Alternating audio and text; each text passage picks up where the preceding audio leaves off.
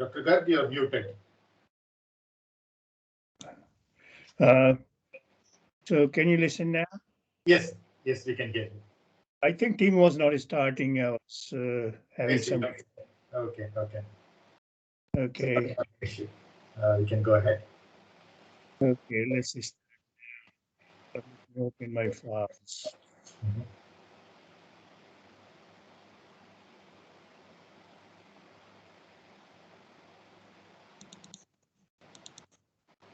Thanks for the nice comments you sent. Yeah, there's been unanimous feedback about the benefits we are all getting from this lectures, and especially the amount of time you take to address all the queries in detail. I think that makes the sessions quite interactive. In fact, it's a pleasure for me. In fact, I enjoy. So. Right.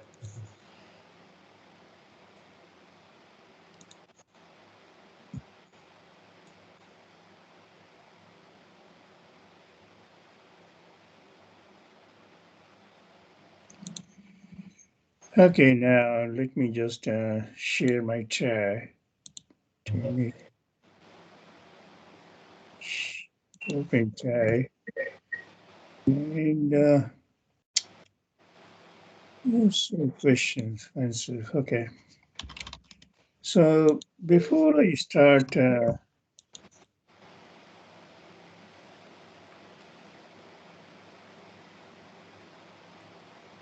seems to be a lot of noise coming from somewhere. It may be from my end. I'll turn off my mic now. You can make it full screen. Yeah, that's what I'll do. Sure, sure.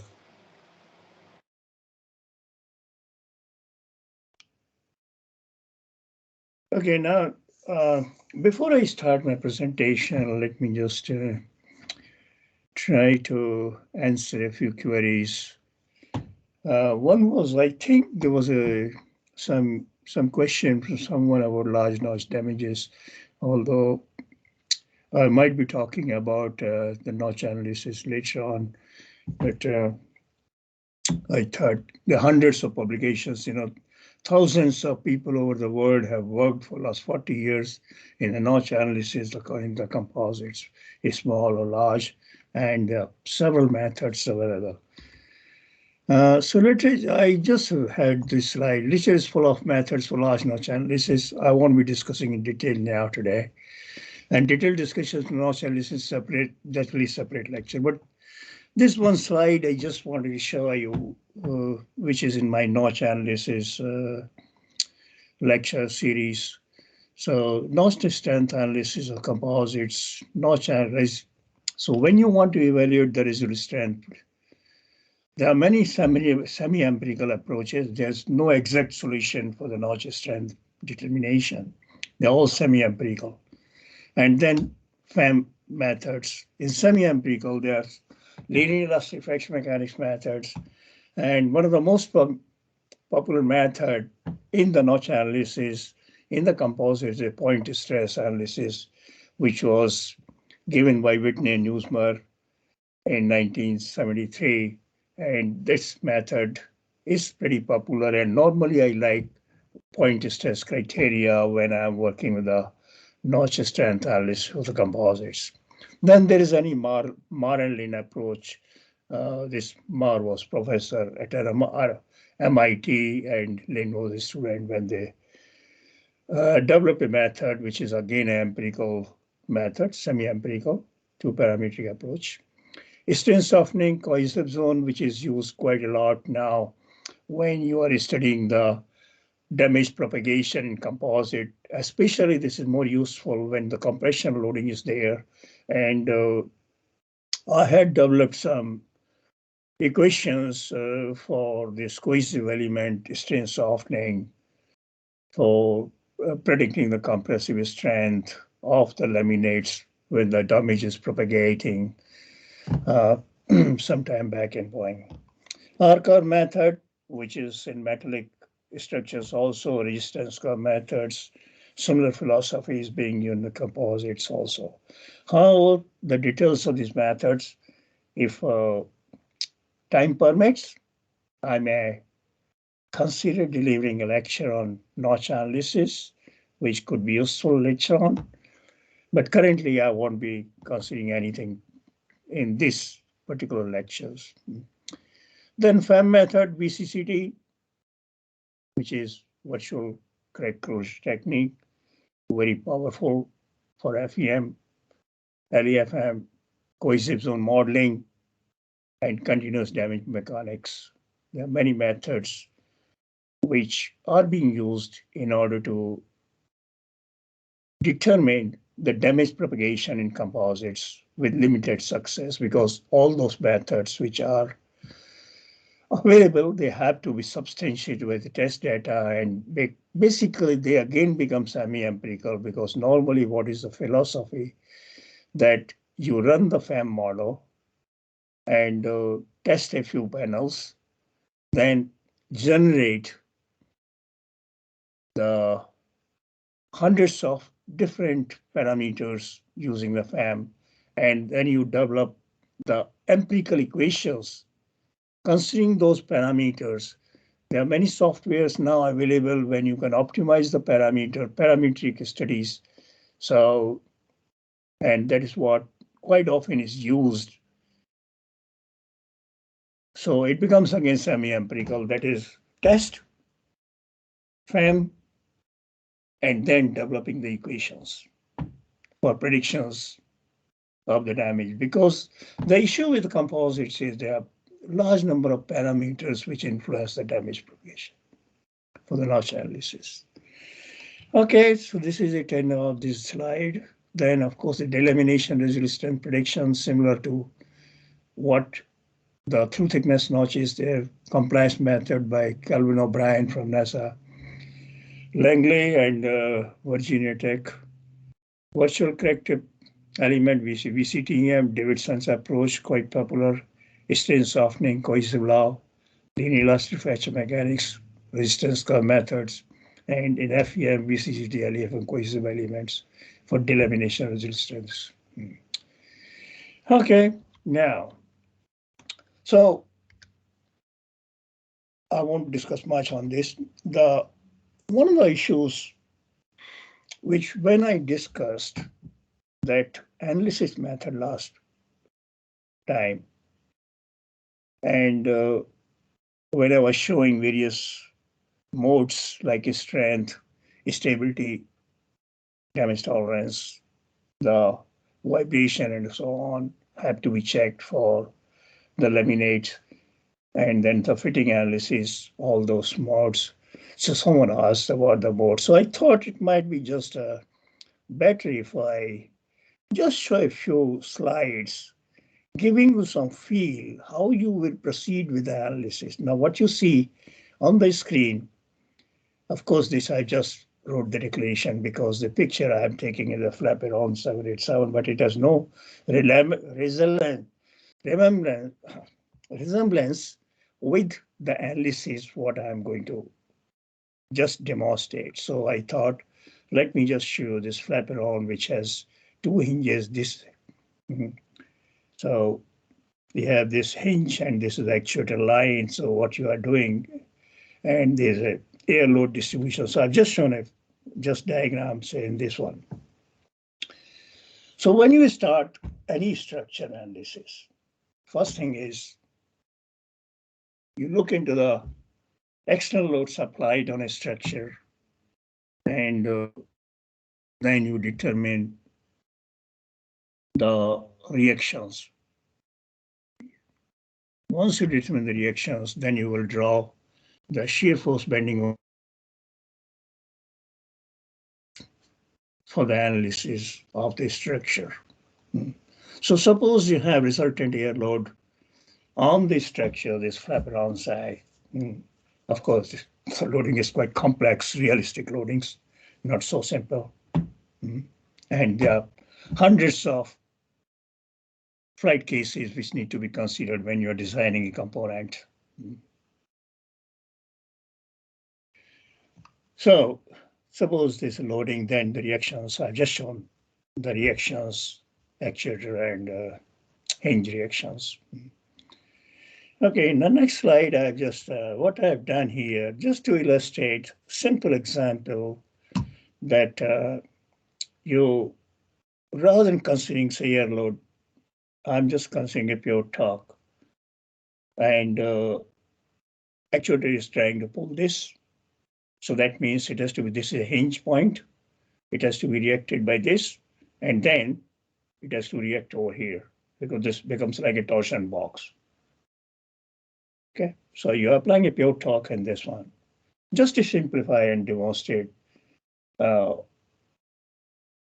example, although I have not worked out any calculations in this because it takes time and I thought it may not be necessary.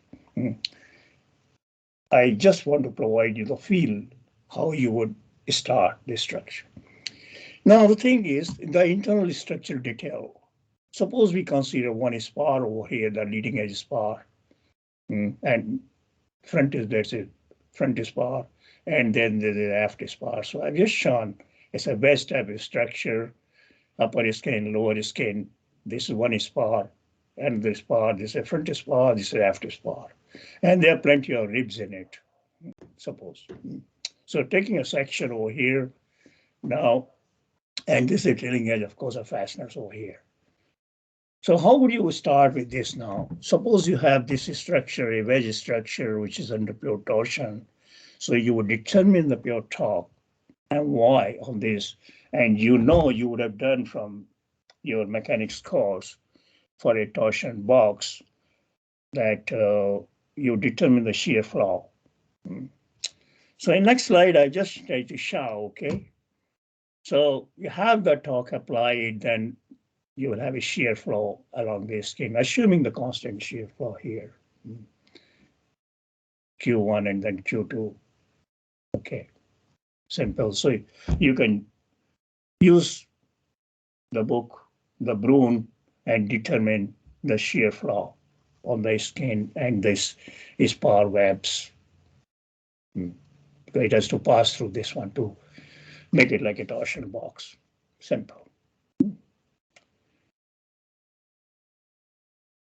I'm sure you in your mechanics course, you would have done these type of analysis.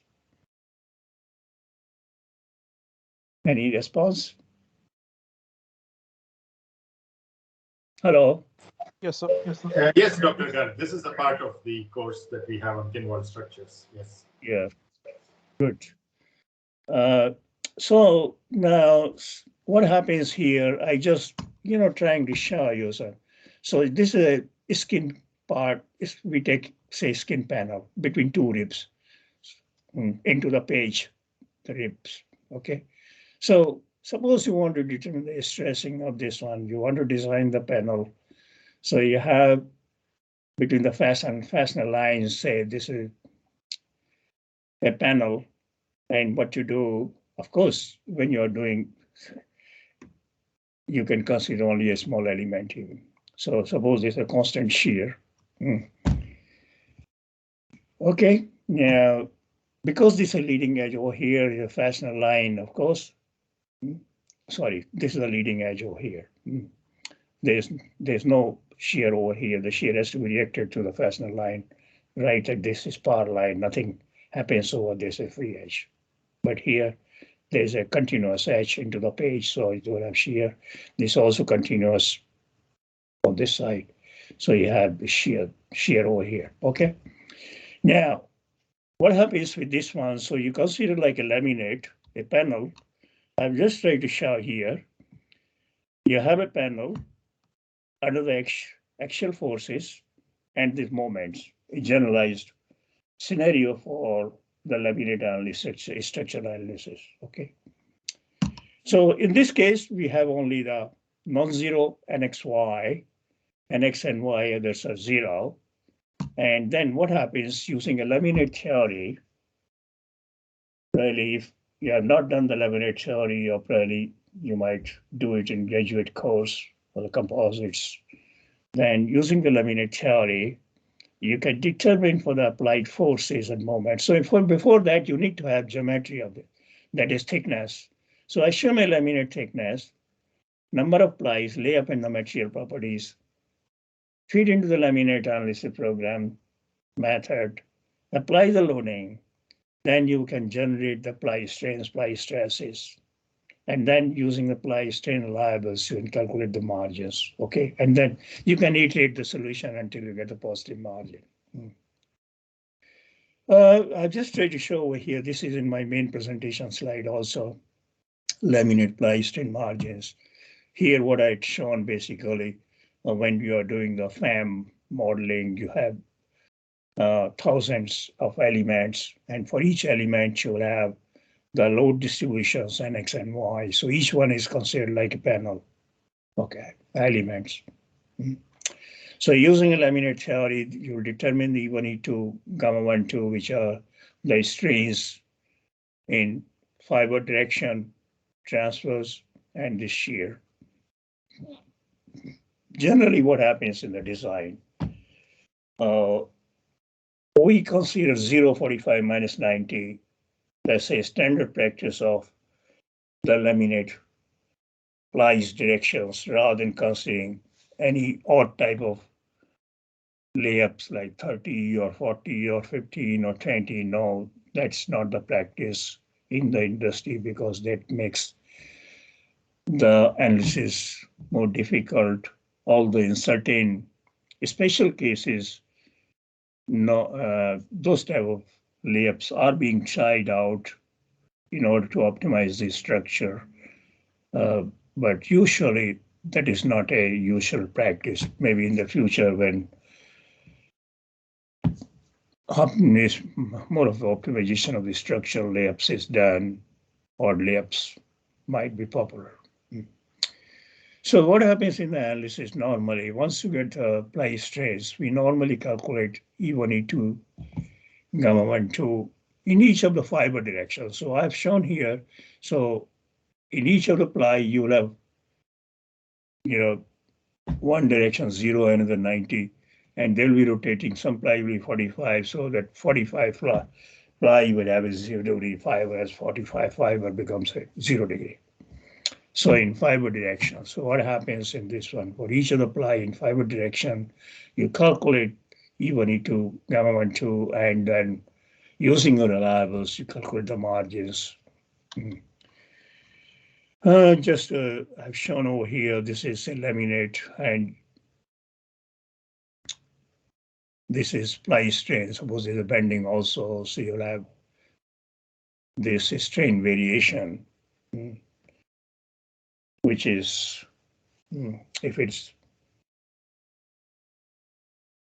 is no bending, of course, the strain will be constant through all the plies. If there's a bending, then bending strain also will be there. So normally we use the bending reliable separately and mid-plane reliable separately, and then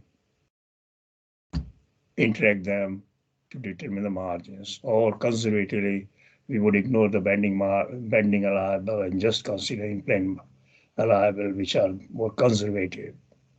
So that's a matter of margin determination and reliables.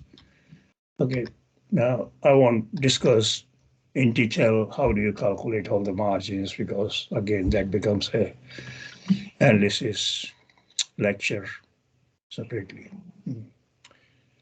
Any questions so far? No. Okay, now, so you have this panel here. You have determined, say, the strength margin. Now, you have to consider the stability of the panel also.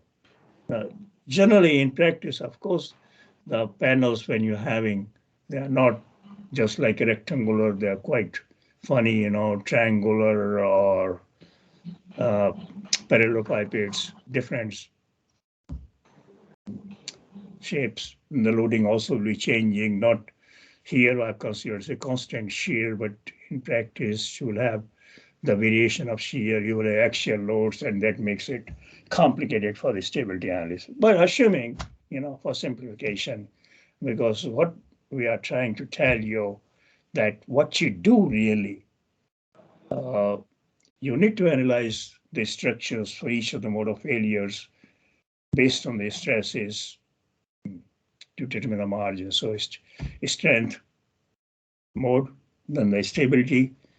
So you have to, so considering like a shear panel,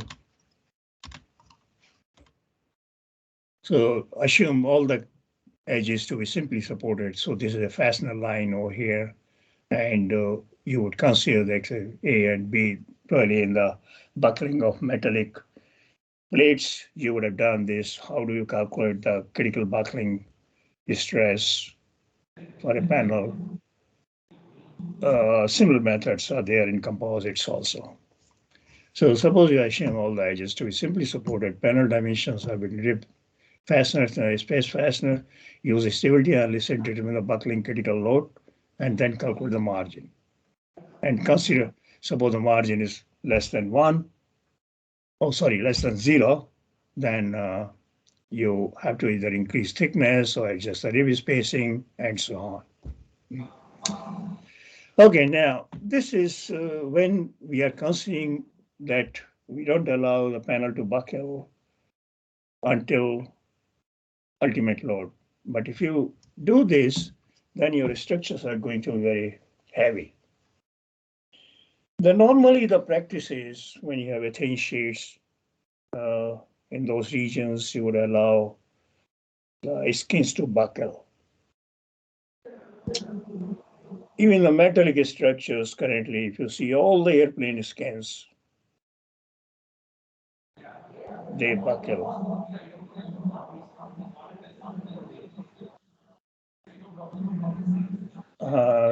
There seems to be some noise coming in. Okay, so the metallic aircraft, their skins do buckle, but the buckling can occur only beyond the operational load. Normally, the operational loads are below around 40–45%, and you don't want the panel to buckle below operational loads. Beyond that, the panel skins can buckle. However, the substructures are not allowed to buckle.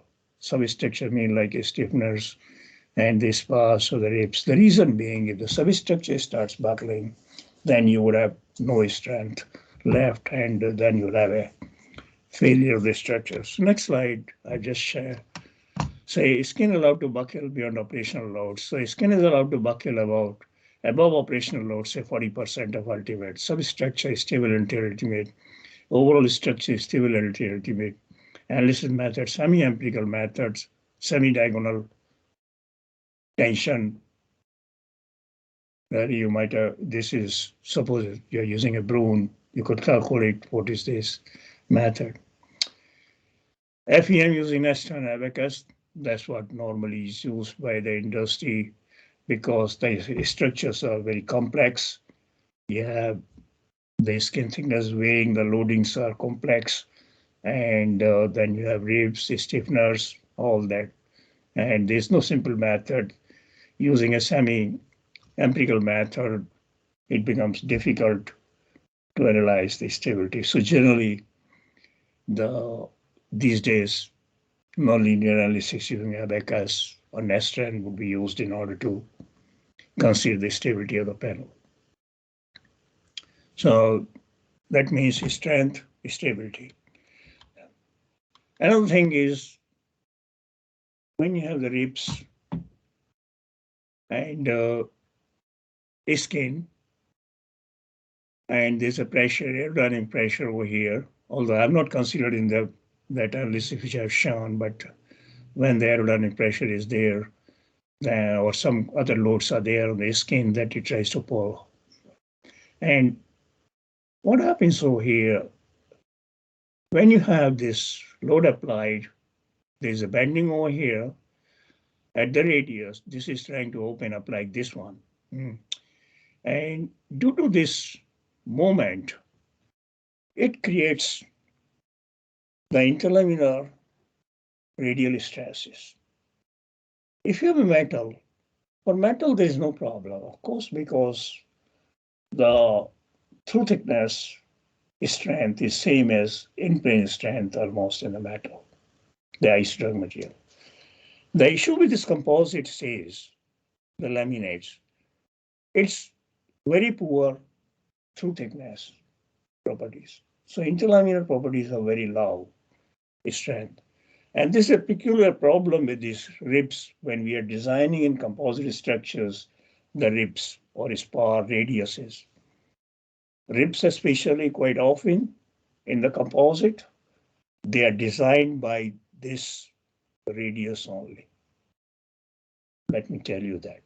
This region basically dictates the composite ribs in the structures.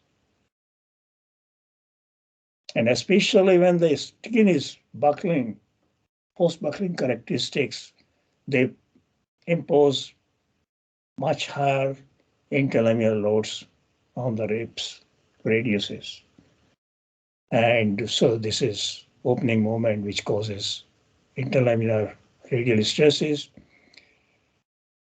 We have to consider while we are analyzing the fracture of this radius using a fraction mechanics analysis. So this is mode 1 when you have a shear also, so the shear stresses, so this becomes mode 2 and mode 3. Now I will not go into the detail, I just wanted to show you the issues with the structures when we are doing the analysis and various modes you need to consider for the analysis. Okay, now the same structure which I was continuing to demonstrate as an example to show you. So as we said, this is under pure torque, and you have a front spar, aft spar, and what happens to these joints? Suppose I'm considering this spar to skin joint over here. So I'm showing the skin. There's a shear flow over here. The shear has to go through this fastener and then to the spar, and the spar then from here, this has to be in equilibrium with this shear, so spar web takes the shear, and then again this equilibrium. So here, these fasteners, when you're trying to analyze, is very important. Basically, the joint design is very important in composites, whether it's metal or composite. In fact, composite become more critical because the thickness is large for normally the composite skins structures, and which imposes higher bending moment on the fastener compared to the metallic structures. So joints in composite become more critical than metals.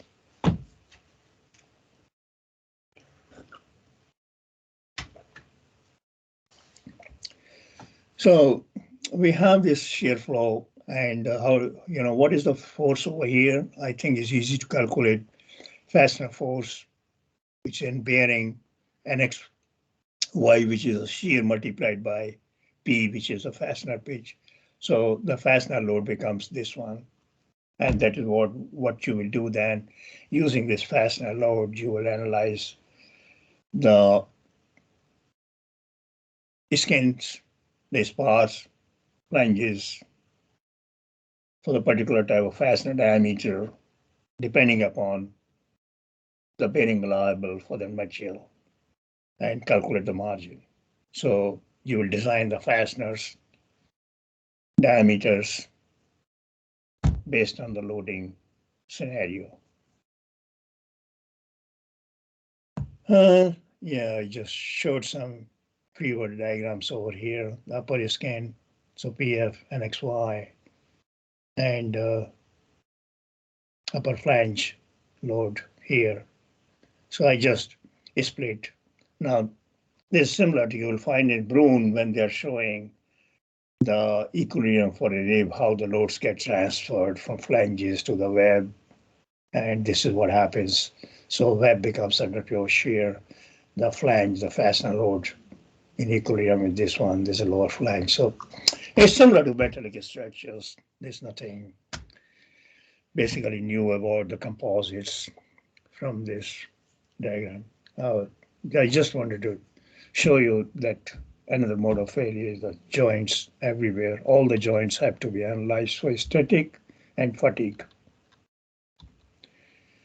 Then I just showed here basically fitting to a skin joint. So you have a fitting, and then the skin, the loads are transferred from fitting. So basically you have this upper flange of the fitting, which is connected to the skin. There's nothing, no load over here because it's a free edge. And so I've just shown the shear. And then, oh, it's not.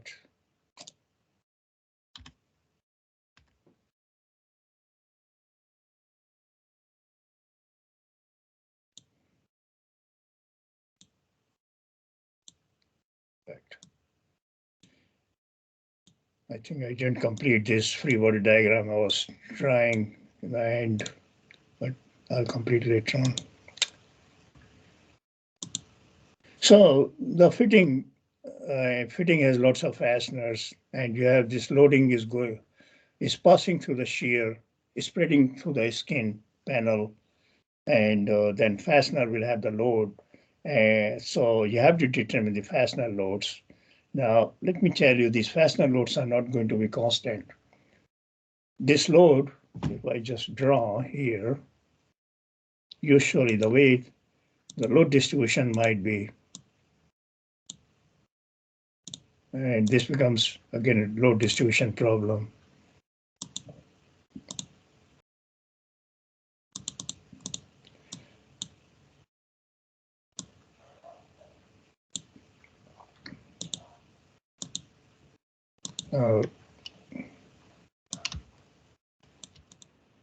So fastener load, say this will be the highest load, this will be lower load, and then it will just shed out. Same thing will happen with a shear. This will be high shear, and this will be decreasing as it approaches towards the aft side. And this distribution will have so inner fasteners, they pick up the highest load here, these fasteners, and so they become critical in the design. So the issue with this one is the fasteners are very important, and I would like to emphasize when you are working on these structural designs that quite often these fasteners, they dictate the design, the joints. I have seen in practice, especially in the fatigue, the bolts in aluminum or metal to composite fittings failing. And generally, so I just added here, generally fastener bending fatigue dictates the joint design. Rarely the static considerations dictate these joints, is the fatigue. So it becomes quite critical. Unfortunately, there is no theory available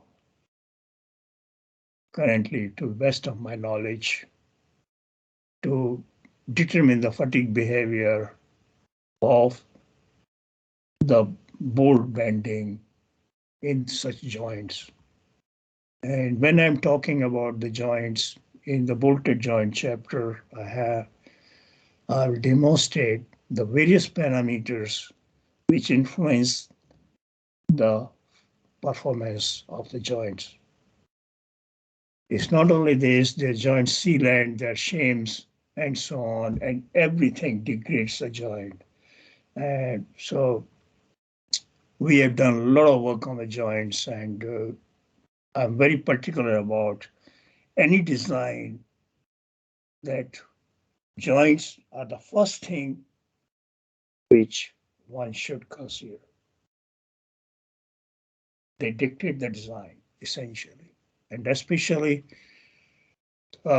joints which attach the fitting to the main structure.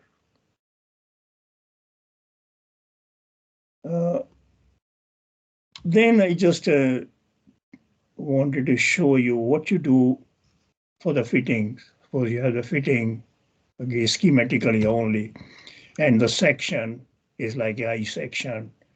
So what you do when you're trying to analyze the fitting, you have the loads applied. Suppose this is a simplistic load on this. It's not that you have, in fact, you will have all three components of the load in a generalized sense for the structure. And say this is a fitting. So what happens? You will take the sections at various section here, here, here, here, because loads vary. The section height, thicknesses, all those vary. So you need to determine the sectional design, that is thicknesses, width, based on your margins. So I've just shown it typically say I section, a generalized loading on the section, you will determine for each section the forces and the moments, and then using this, like using the Brown simple metallic beam analysis, you may analyze the structure. You will calculate the stress variations, and for those stresses, determine the margins. You have to do fatigue analysis, you have to do static analysis.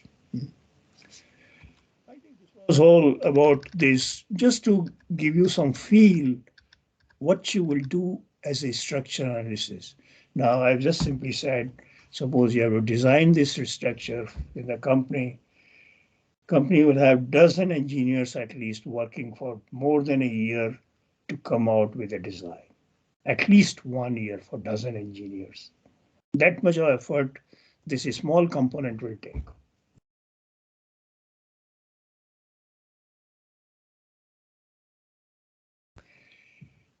Any questions so far on this? It was just a quick summary of what normally you would do, just to give you a feel for the structure. And some graduate students can, if they are interested, pick up some structure and try to look into a structure and start with a initial stage applying the loading and then calculating shear flow bending diagram, doing some sectional analysis, looking into various structural entities and determine margins. Any comments, any questions so far?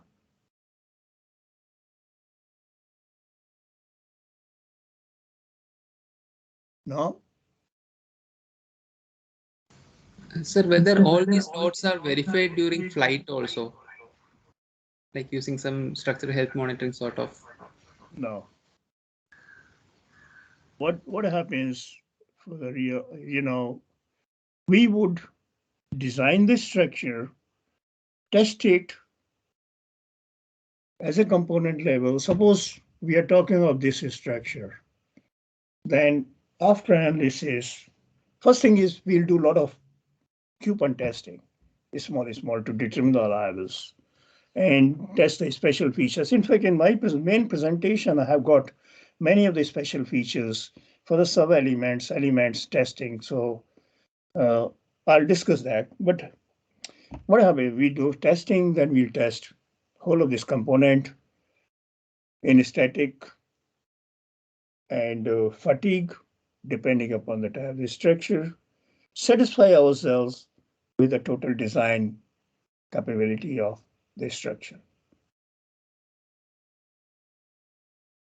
And of course, then whole of the aircraft is tested in flight to see the functionality or anything which designers would have missed. Of course, we don't miss anything. Most of the parameters we consider and design the structure. Was there a question?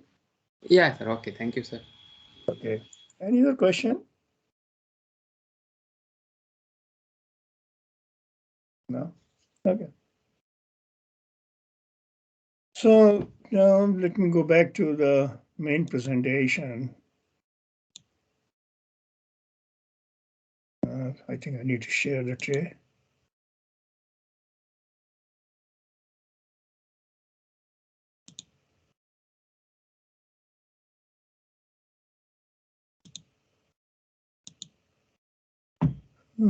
This is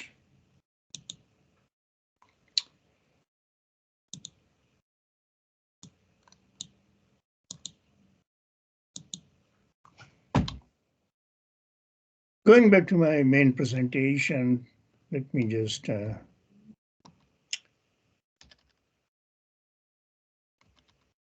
some of the slides which I have shown you could be over here. So last time I was showing this slide, which I've just now touched also. So you have analysis margins, shear force bending moment diagram, fitting strength analysis, laminate ply strains, stresses, bolted joint, radius interlaminar. I just talked about holes and notches, buckling and post buckling, damage tolerance, fatigue, erosion movement. So various phenomena, which we'll discuss in a few minor details in this video. Okay, now considering the structural analysis static, some of the criteria I just put over here. Composite strength evaluation, laminates for the ultimate. Excuse me. Hello? Hello? Beta, can I call you later on? I'm in the lecture, actually. I'm delivering lecture. Mummy, pata nahi uthani ki nahi? Let me just see. Just hold on. Let me give it to Mummy.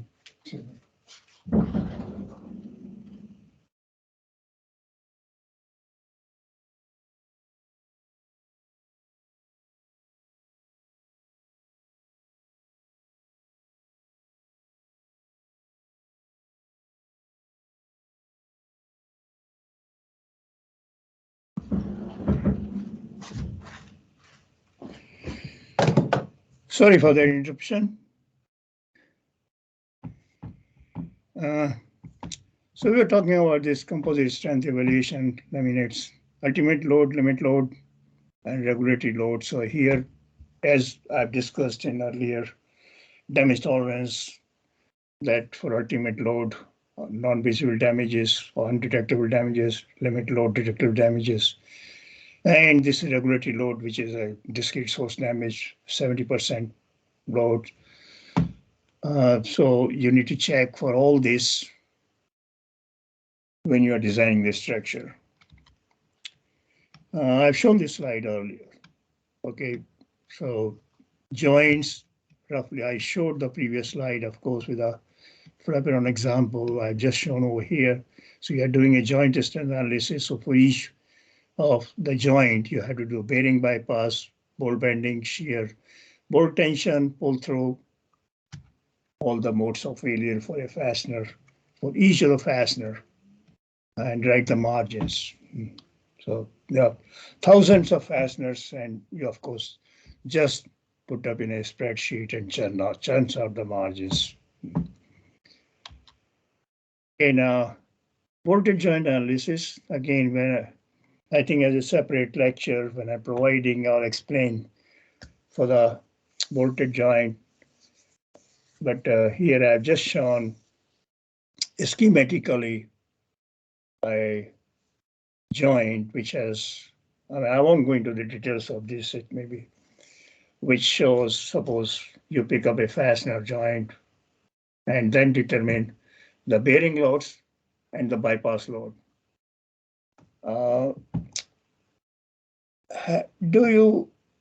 Have you been told about bearing and bypass loads? What is bypass load and what is bearing load?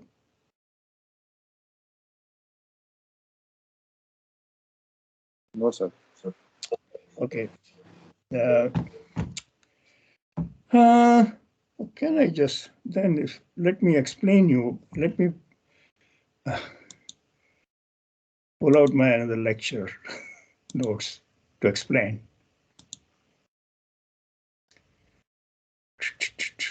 Bolted joints.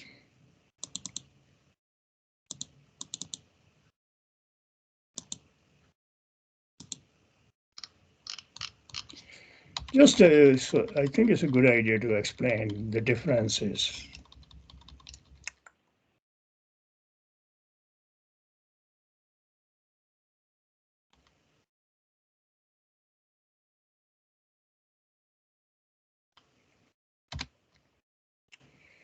Shear tray.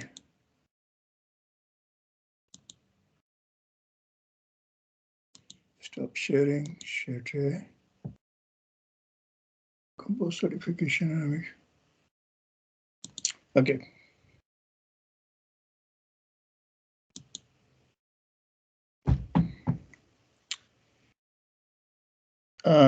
Can you see on the screen a figure? Yes, Dr. Yeah. Okay, now you see on the left, sorry, these are bypass loads. I think, let me show you another one.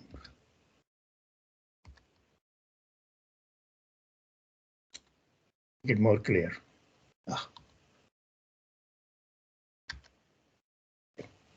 This is better.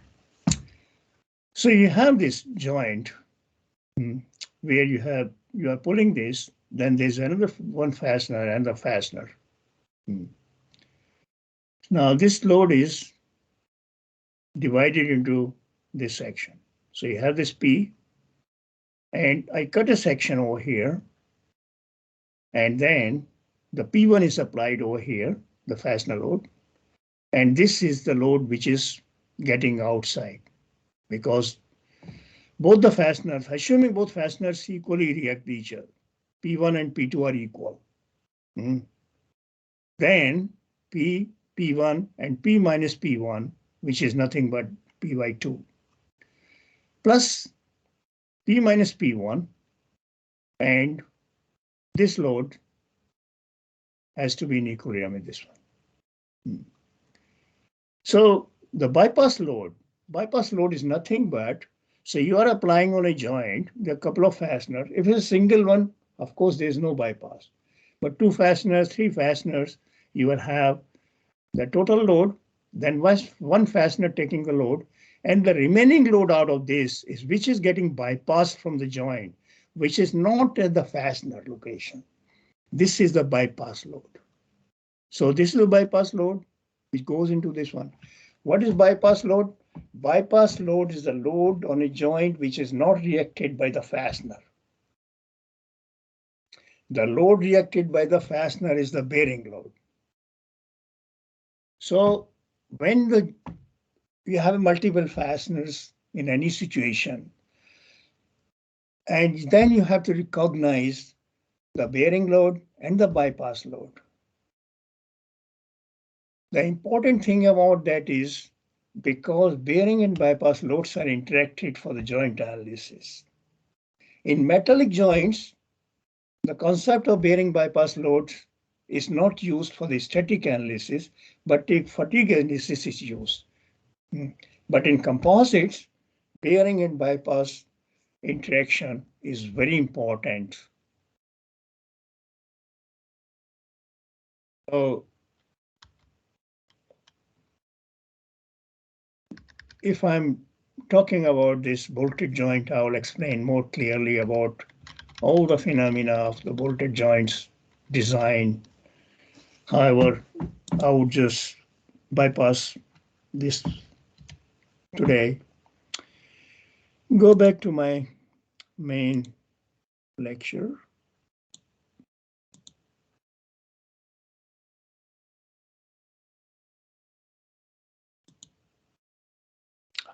Come on.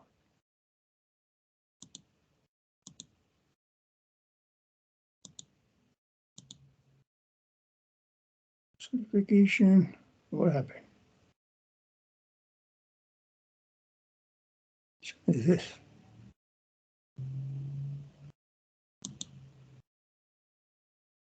Okay. Okay, now, so I was just showing you this multiple fasteners. In reality, there will be hundreds of fasteners. And then you have to recognize what is the bearing load. It becomes very complicated. There are some methods developed using FEM and semi-empirical approaches to determine how much is the bearing load and how much is the bypass load going through the fasteners for the analysis. This is very important to segregate, and the bypass loads like tension could be NX and Y, NXY, all these 3 components will be there, and the fastener. So really the interactions become complicated. From internal loads, FEM determine the loads in joint for multi-fasteners joint, calculate individual joint loads using load distress shear analysis, calculate bearing and bypass loads, analyze joints for the following failure mode: bearing and bypass interactions, bolt bending, tension, shear interactions, bolt pull through, shear out, net tension failure. So various modes, and there's a lot of effort which goes into the joints design. I've just shown over here the two methods which are normally used in order to consider the bearing and bypass analysis. One is bearing bypass interaction chart. Now, what is the bearing bypass interaction chart? I just qualitatively shown over here.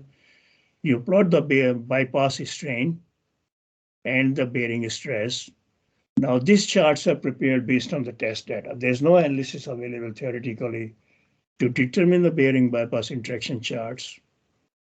And these charts depend upon various parameters: fastener diameter, the laminate, the loading types, and innumerable parameters for which you have to consider the bearing and bypass interaction charts and determine some parameters for the analysis. Again, this is a separate topic, which is again included in my bolted joint lecture series, which I can deliver. Then there's another method, which is called point stress for the loaded. Now, again, this method, which is there, this point stress method comes from the fracture mechanics analysis, and the similar method is used in order to consider the loaded holes. This method does not need bearing bypass interaction charts, and this is more powerful, more versatile, because you don't need to generate the interaction charts for various loading scenarios. And this is quite useful, and this is what normally the industry will use. Initially, this method was developed by McDonnell Douglas, and if you go into, it's in public domain, BJSFM, bolted joint structure analysis, BJSFM. If you put in Google, you will find the BJSFM report. And when I'm talking about bolted joint, I will give you more references about that. So what it is point stress? This is point stress defines a criteria that what you see here, there's a hole. This is a stress distribution. Now, if it is isotropic material, this stress, which is going over there, basically in isotropic material, this point may be 3 sigma. Sigma is the stress applied over here. So concentration is only 3 sigma. In composites, it could be less than 3. It could be more. If it's highly anisotropic material, it could be up to 6 stress concentration. And so the failure criteria over here is, which is point stress criteria, that there's a stress distribution at some characteristic dimension. We call this characteristic dimension, or at some point when the stress drops to a value which is equal to unnotched strength allowable. So what you see, this is sigma naught is unnotched strength allowable, plain laminate allowable, say, or this is strain allowable. So at this point, when this stress or strain drops to ultimate strain allowable or stress allowable, that is the characteristic dimension. So this distance is calibrated by the test data. Now, depending upon the layup type, material type, thickness, that hole size or notch size, these parameters again vary a lot. So empirically, some kind of characteristic charts are prepared to consider the variations for the analysis. And so failure occurs when at a distance d naught characteristic dimension, the stress drops to the unnotched strength value. The equations are available for this. So again, I am not going into the details. It is just the method which is used to substantiate the bearing bypass interaction of the joint. Okay, bolted joint issues, the fastener types, joint load distributions, hole types and clearances, laminate layups, joint stacks, metal composite, shims and sealants, clamp up, loads, static and fatigue, interaction of shear and tension, load after skins, buckled, and effective environment. So all these parameters play a great role in the joint strength evaluation. And what happens when we are developing the data labels, we consider all these parameters, effect of that. And that is how the allowables for the joint, bolted joints are developed and charts are prepared, of course, then due to the parametric study, and then using those parametric charts, we calculate the margins, all the knockdown factors due to various effects.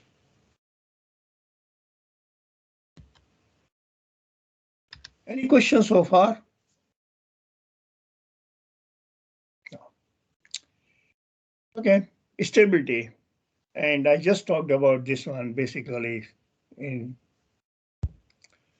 I was considering the structural analysis. Stability, skin no buckling until operational loads, substructures no buckling, post-buckling strength as satisfying ultimate load strength requirement, spar rib flanges, crippling, skin wrinkling. So all these various modes you have to consider to demonstrate the compliance of the structure. Stability. I've just shown here qualitative charts, say post-buckling behavior. You have the skin, you have this rib, say. So beyond the operational load, the skin is buckling. Here, the strain versus percentage of ultimate load. This is just it is not too representative of any design.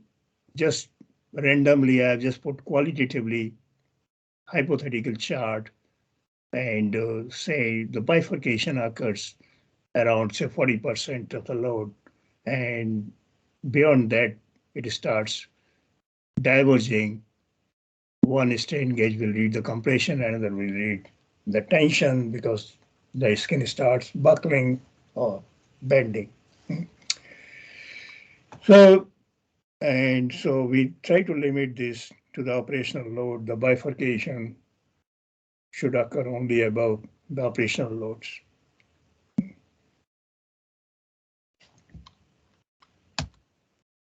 I discussed this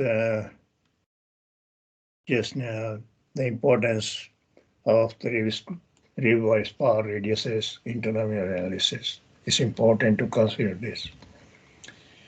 Damage tolerance analysis. This is a full subject by itself. Effect on notches and holes can be evaluated using semi-empirical FEM method, which I shown previously in the slide.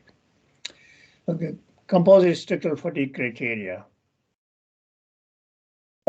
Fatigue, no damage growth is considered when we are considering the fatigue analysis for the composite structures.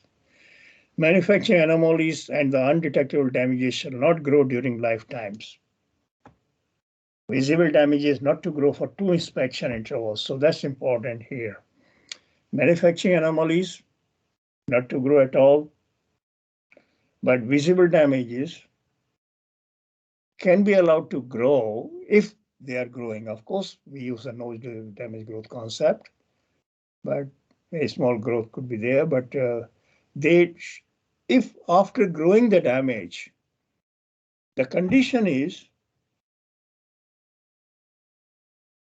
that the residual strength with the damage growth should not fall below the limit load requirement, and the damage should be able to be picked up during 2 inspection intervals.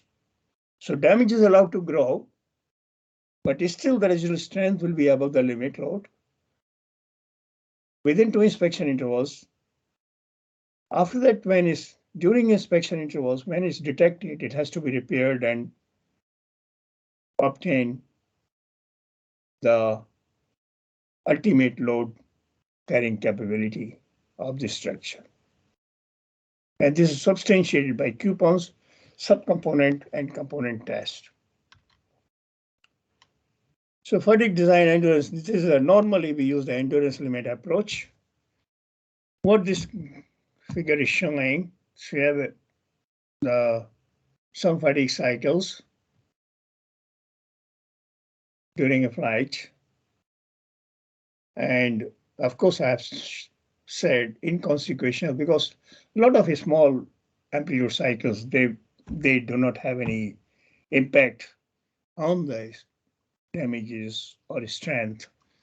They are very benign, but some of the large loading cycles, they will affect the fatigue. So when we are saying endurance limit, generally the endurance limit we define in SN curve. Let me see if this one. So endurance limit is defined for the SN chart, the strength or fatigue strength at 1 million cycle generally.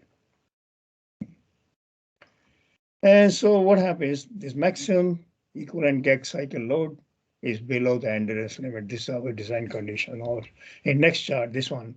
So fatigue strength versus number of cycles. This is my SN behavior, B basis, fatigue chart, and this is endurance limit, as I said. At 1 million cycle, we'll define this. So the design condition will be ensure that the maximum spectrum design loads F fatigue are lower than B basis fatigue threshold or F end endurance. F fatigue is less than this one. F fatigue is max. So this is a design criteria for the fatigue endurance limit approach. Last time I discussed that in composites, we don't use the damage growth approach like you do the metal, where we allowed the damage to grow because you can predict using a Paris law, dA by dN curves are available. So it's a deterministic behavior in the metals usually for the damage growth. In composite, there's nothing like predictive method for the damage growth. And that is why the industry will use the endurance limit approach.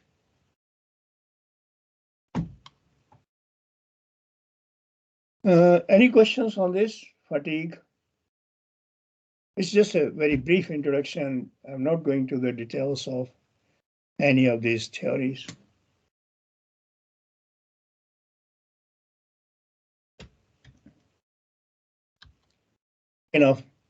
Fabrication process. Now, this is again a part of this certification. Again, I will not go into the details of the fabrication processes, but just briefly introducing. So fabrication process, thermoset resins. Now thermoset resins are resins which are cured at high temperature, and once they are cured, they can't be, it's not a reversible process. It's irreversible, where thermoplastics are reversible. You cure them at higher temperature, then when you cool it down, they solidify the component, and then you can again melt it at high temperature, and they become like a plastic, soft material. Well, thermosets are different. Once they are set, they are set. So two types of generally the processes are used in order to fabricate the parts. One is autoclave curing and is a non-autoclave. Non-autoclave is the one like a vacuum-assisted resin transfer molding process or resin infusion process. This is a similar process what NALS use with our calling variety resin infusion process, VARTM, or resin transfer molding. This is a closed mold system usually. Resin infusion advantages or VARTM advantages: reduce layup cost, reduce layup labor compared to pre-pack. Because the question would be, why do we use this resin infusion process compared to the autoclave process? There are certain advantages. And easy to automate the layup using a dry fabric preforming. Thick complex shapes are possible because you're using a dry fabrics.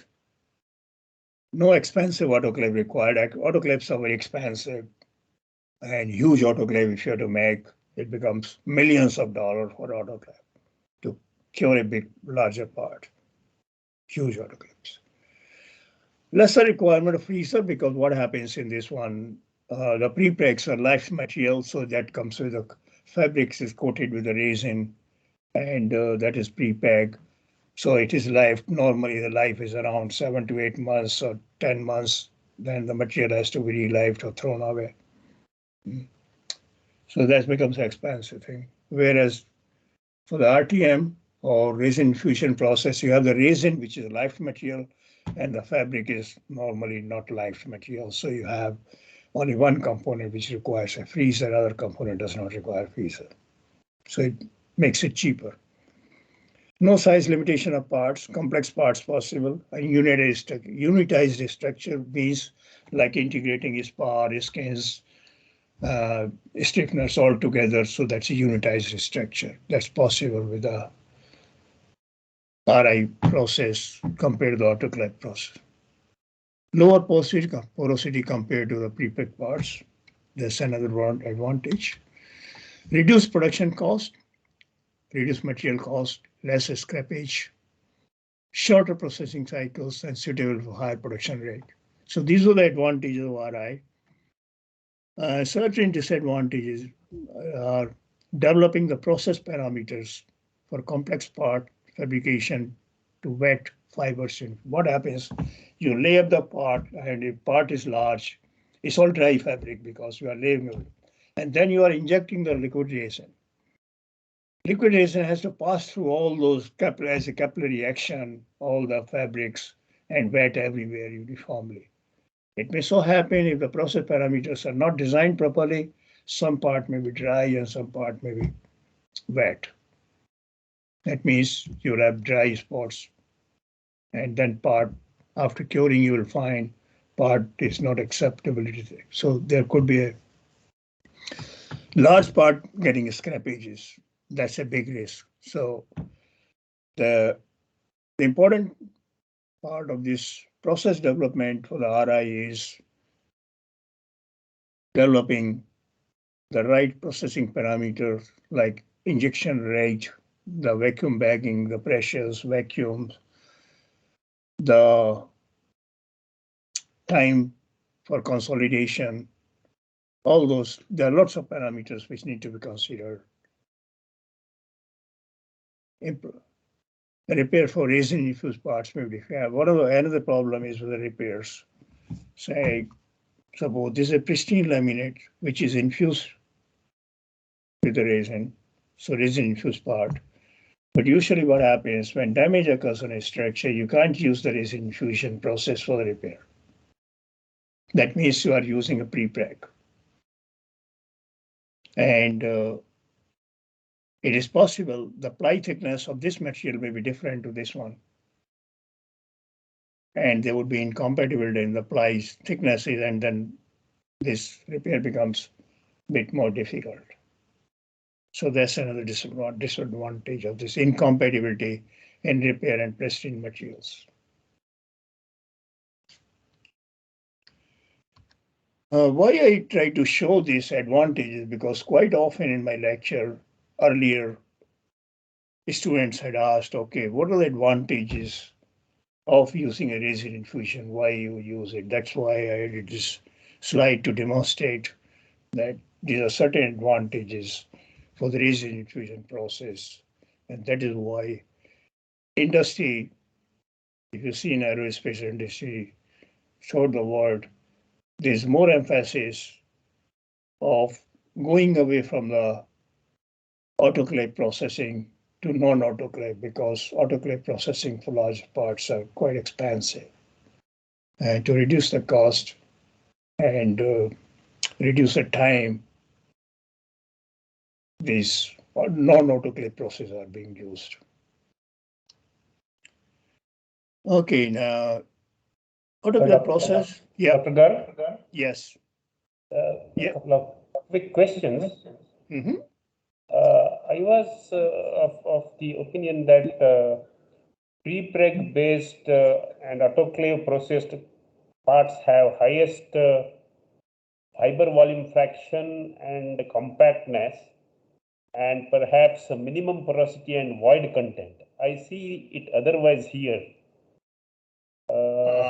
Resin infusion parts in general, if they are done well, then they have lesser porosity compared to the pre-pack. That's what experience has shown. And because the resin just goes everywhere, it wets out, and there's very little porosity. I see. Is there any number, minimum, what is the? Well, normally the acceptable limit for a porosity is around 2% nominal porosity. And so the pre-pack composites, they lie around a good cured structure, like 100 psi. When you are doing a curing at 100 psi, normally you would end up in getting around 2% porosity, 2.5% porosity. If you have a sandwich structure, because core makes it a little porous, and the porosity, and also you can't apply hard pressure, there the porosity level could be as high as 5 or 6% even in sandwich structures. But monolithic laminates, yes, in pre-pack you can achieve almost 2 to 2.5%. And resin infusion, you can achieve less than 2%. Okay. Another quick question is in the Boeing 787 or the Airbus 380, where we have more than 50% composite structures. Most of them I thought were autoclave processed. Are there resin infusion processed composite components there, primary structures? Well, if you see whole of this talk, all the trailing edge structures which I have shown over here, the flaps in this diagram, PSCs, inboard flap, outboard flap, aileron, they are all resin infused structures. I see. Okay. Non-PSC flaperon, this is also, because they are all stiffened structures, they are all RI, done in Melbourne. And spoilers, because they are sandwich structures, they are autoclave. Because sandwich structures, you can't use RI. Right. If you have to use RI, then you have to use a foam, like a reversal foam, as a core. And my experience was that is not a suitable material. It cracks. So there are lots of advantages of going for this autoclave resin infusion. Airbus also is using many parts now resin infusion or RTM process. Okay, right. Exactly. Thank you. Professor Garg, I have a question. Yeah. So I'm also working on a similar project in my PhD. It's making of a flap using shape memory polymer. It's the problem is we are using resin infusion process in the carbon fiber. Yes. But the viscosity of the resin is high. So what happens is during infusion, it's not proper. Means the cure time of the resin is around 30 minutes, 35 minutes. And in that time, in a small plate of 25 by 25 centimeter, it's not able to, properly infuse. So in your experience, what could be the problem? Either the pump power, vacuum power, or something else? Well, you have to look into the resin viscosity actually and how much time it takes in gelation. Yeah. So you need a lower viscosity resin. I don't know which resin you are using, but say Hexel has got the resins which are pretty good. No, we are using specific kind of resin. It's called shape memory polymer. Well, I don't know about that. So yeah, it might be highly viscous resin. So hand lab seems to be only solution because so we are like struggling with it for some time. So the viscosity is a very important part in this resin infusion. Yeah. So Your NL has a lot of experience in this. Oh, They have the variety process. okay. Maybe could be a good idea to talk to NL people. Yeah, yeah, okay. It's actually project of NL only. So, Oh, I uh, see. so Okay. but they are So not, none I of don't know means which they are not reason they. familiar with the regime. That's the, so we are not able to find suitable help. I see. I don't know which reason they use for that SARAS, the demonstrator Okay. component they used for variety process. And it's really innovating. In fact, when I read the paper, it was very impressive work NL had done.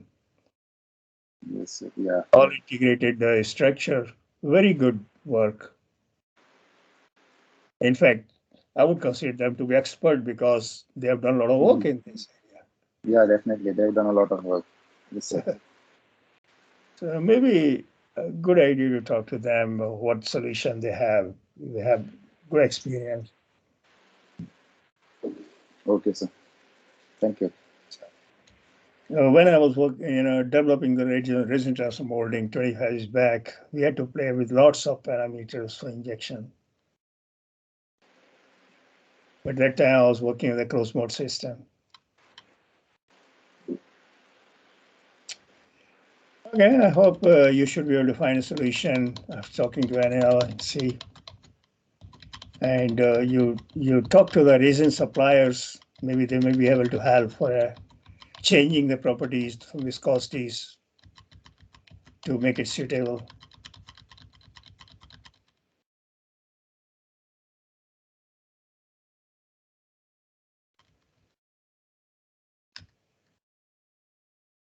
Okay, so autoclave process. I don't have to go into the details, just a qualitative slide I had put tool preparation and pre-preg stack on the tool. Then you're putting everything in the autoclave, vacuum bagging, pressure. Won't go into the details of this, and this is just showing a schematic, and many of you might be familiar about this autoclave, which creates a pressure and a temperature. You're putting your part in the tool with a vacuum bag, everything together, and running a cycle like temperature cycle and pressure cycle, vacuum cycle in the autoclave. Won't go into the details of these parameters. If you want, you can go to the Haxel and get some technical manual from there, and it will describe all the process normally. But I'll just skip it. Resin fusion, again, I would not go into the too much of detail of this tool preparation, preforming, layup, and then putting all that your preform in a bag and just vacuum bagging it, resin, injecting the resin, it just wets out, and then you have a vacuum pump. In fact, very large parts using this process are produced. As you know, the flap is long part, and whole of this skin is produced by using this RI, and it's pretty good quality of skins we get.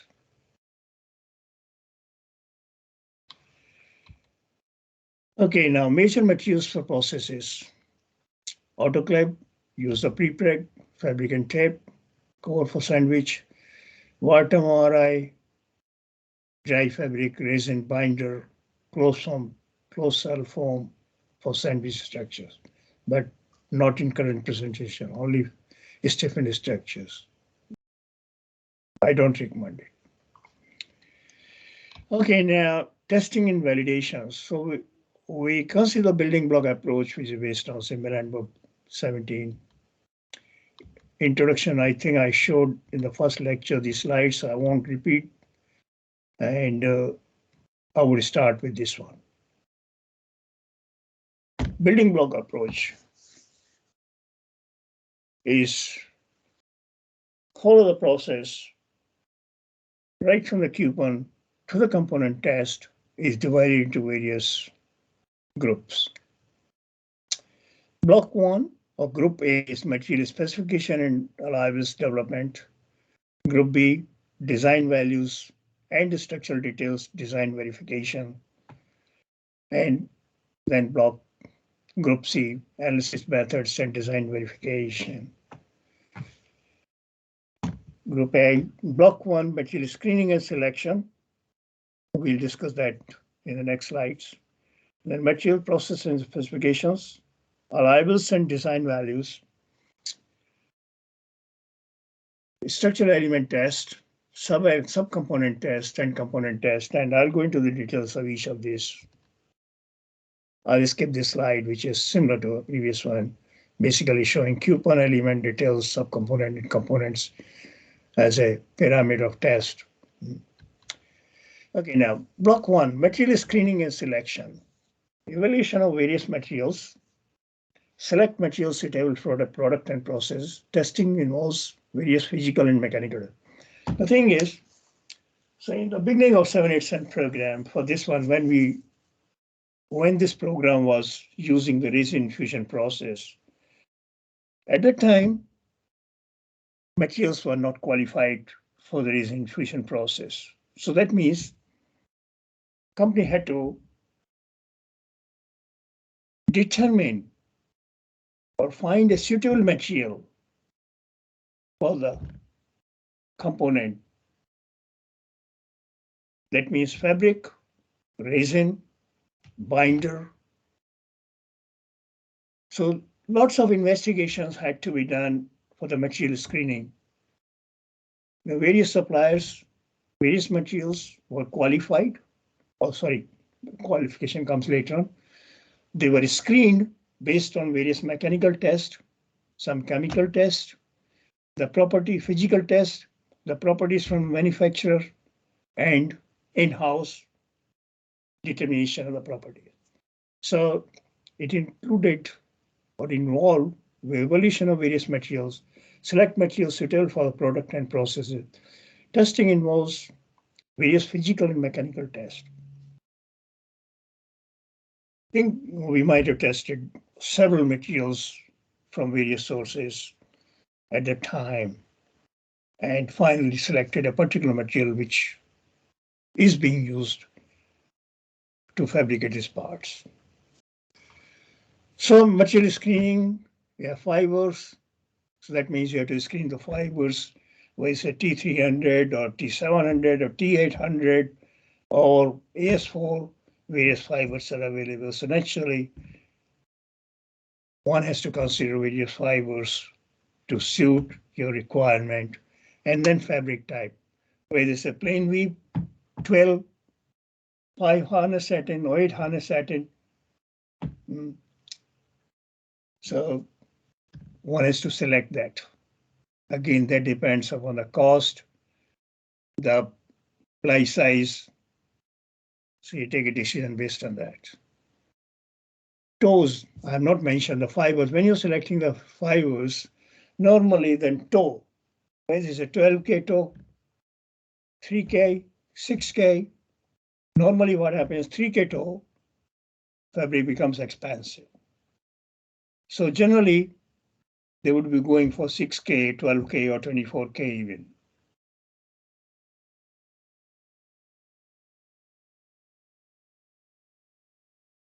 Binders.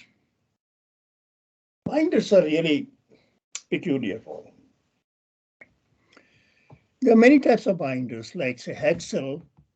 If you buy the fabric like I think what they call Hextech or some, where they will supply you the fabric, where they provide the binder, like a sprinkle the binder, some resin, which gives it a tack so that you can lay up the fabric preforms. And or there are binders like a nylon films, which could be bonded to the fabric to provide a tack.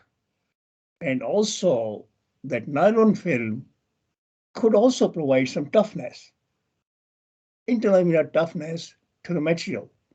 So it depends upon the evaluation of various materials, the type of binder, and it plays a great role in the sense binder, if it is not a right type of a material, it could weaken the fiber matrix interface and you would get lower properties.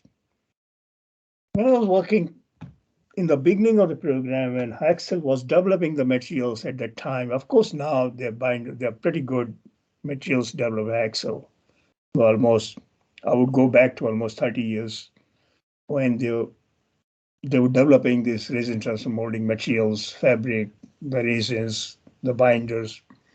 My experience had been in the beginning, the poor quality of binders and the transverse tension strength of the laminate turned out to be pretty bad. And I found the binders, which they were making at the time, really destroyed the interface. Fiber matrix interface became very poor. And that resulted in poor properties. But of course, now they have improved significantly and far better materials available. Then resins, various resins are available for RTM.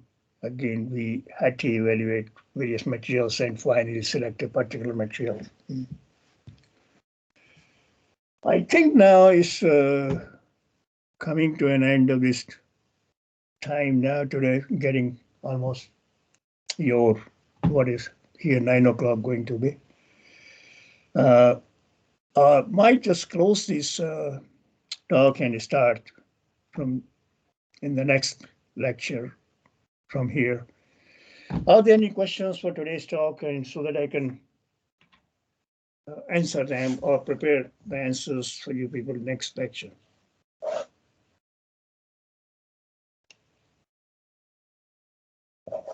Any question? Dr. Garg, Yes, please. these binders, do they provide mechanical bonding or chemical bonding or both? Well, the chemical bonding and the mechanical bonding both could be there. Basically, it provides a tack, essentially, because if you can't make the preform just by having a dry fabric. Mm-hmm. It requires some kind of tack. So it provides a tack. But if the binder is not good, then what happens when you are injecting the resin, if binder puts a boundary at the resin to fiber and doesn't provide a good adhesion, then probably it's a poor quality binder. Okay. So it gets mixed up with resin normally. And another type of binders are films, nylon films. Yes. They provide some kind of again tack, and also it provides some toughness. Like various mechanisms. These binders are applied as a surface treatment to the dry fibers or the fabric. Normally what the Hexel does normally, as I remember, I don't know what the latest process is, but when I visited quite some time back when they were developing the binders, of course, it used to be Ciba-Geigy at that time, not Hexel. Yes. So when I visited their factory in France, they would be spraying the resin, essentially like a 2 or 3% of resin content on the fabric to provide a tack. So when you have that fabric with this little bit of resin sprinkled, when you receive it, you warm it up to around 40-50 degrees centigrade. Resin melts a little bit, it provides tack, and then you can lay up various layers, you stick them together. Right. And so the similar process probably they might be using now. I believe it's all more automatic now. And they have got much better binder, it seems, because when I looked into the data for resin infusion process laminates, they're pretty good results now. Pre-pack. So, Okay. but this is a it's not an easy area, let me tell you, the binders, when they have developed the binders or using the films, because it could destroy the interface or it can help. Okay. Okay. And there are varieties of binders, and we perhaps have to choose the. Well, I don't know. I don't know really, because I have not done any work on the binders now. It's a proprietary thing with the Hexel, which will be, they would be using some binder. Okay. You know, I don't know about it. So when we buy the fiber or fabric, it comes with the binders applied already. No, it comes with the binder applied already with the Hexel.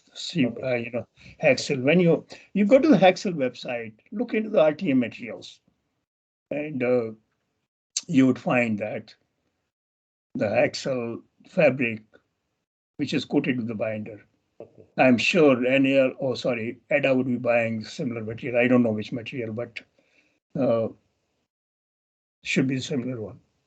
Okay. Right. Thanks. So it always comes with a binder coated, because if you try to buy a dry fabric and sprinkle the resin yourself, probably the process may not be good and you might destroy the interface. Okay. So right. The best thing is to buy from Hexel, the fabric which is already coated with the binder. Thank you. Any other question?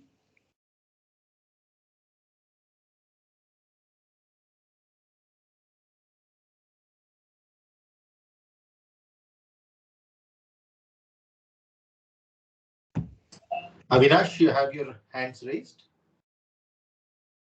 Any question? Hello. No, sir. That was from previous time. Okay. I asked him questions. No questions. No more question? Okay. No, sir. So thank you very much, Dr. Garg. We'll meet on Monday. Okay. Right. Bye. Bye. Thanks to the audience as well.